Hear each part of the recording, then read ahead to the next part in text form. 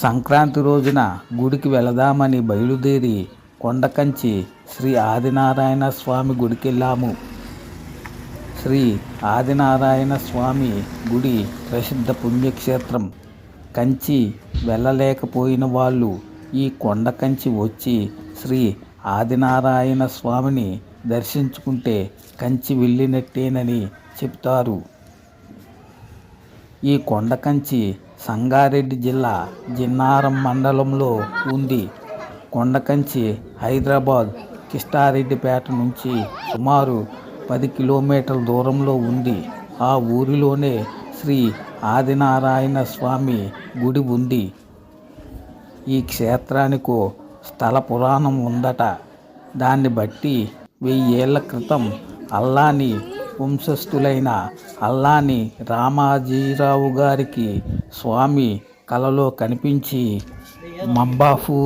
మంబాపూర్ అటవీ ప్రాంతంలో తన విగ్రహం ఉందని దాన్ని తీసుకువచ్చి ప్రతిష్ఠించి పూజలు నిర్వహించమని చెప్పారట.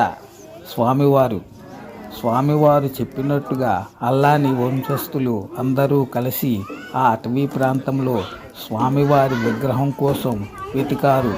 కానీ ఎంత వెతికినా స్వామివారి విగ్రహం కనపడలేదు. వెనక్కు వచ్చేశారు.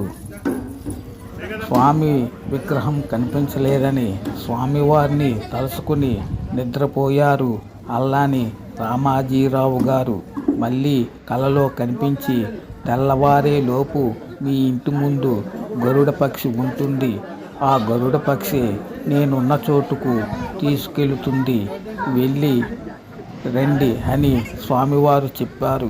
మరుసటి రోజు వచ్చిన గరుడ పక్షి వెంట అల్లాని వారసులంతా వెళ్ళారు. ఆ అడవిలో ఒక పుట్టలో స్వామివారి విగ్రహం కనిపించింది. అల్లాని వారి వంశస్థులైన అన్నదమ్ములు స్వామివారి విగ్రహం మాకు కావాలి అని గొడవ పడి తరువాత ఒక నిర్ణయానికి వచ్చారట. ఆ విగ్రహాన్ని ఉంచిన మా ఎద్దుల బండికి మీ ఎద్దులను కడదాము. అవి పోయి ఎక్కడాగితే అక్కడ స్వామివారిని ప్రతిష్ఠిద్దాం అని ఒక నిర్ణయానికి కట్టుబడినారట. కానీ అప్పటికే రాత్రైపోవడంతో అందరూ నిద్రపోయారట.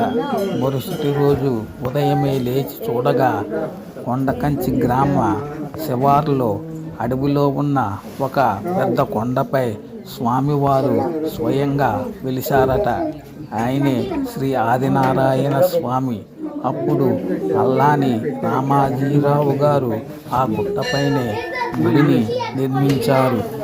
అప్పుడు అల్లాని రామాజీరావు గారు ఒక ఆలోచన చేశారు.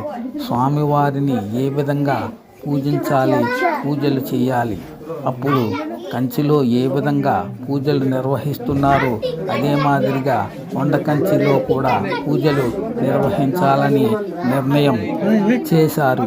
అప్పటి నుంచి నేటి వరకు కంచిలో ఎలా పూజలు చేస్తారో అదేవిధంగా కొండకంచిలో కూడా స్వామివారికి పూజలు చేస్తారు. కంచిలో ఏ విధంగానైతే బంగారు వెండి బల్లులు ఉన్నాయో అలాగే కొండకంచిలో కూడా బంగారు వెండి బల్లులు ఉన్నాయి. విశిష్టత కూడా అంతేకాదు ప్రతి ఏటా బ్రహ్మోత్సవాలు కూడా జరుగుతాయి. అందుకనే కంచి వెళ్ళడానికి తీరిక లేని వాళ్ళు, వెళ్ళలేని వాళ్ళు కొండకంచికి వచ్చి స్వామివారిని దర్శించుకుంటే కంచి వెళితే ఎంత పుణ్యం వస్తుందో అంతే పుణ్యం లభిస్తుందని స్థల పురాణం. శుభం భూయాత్.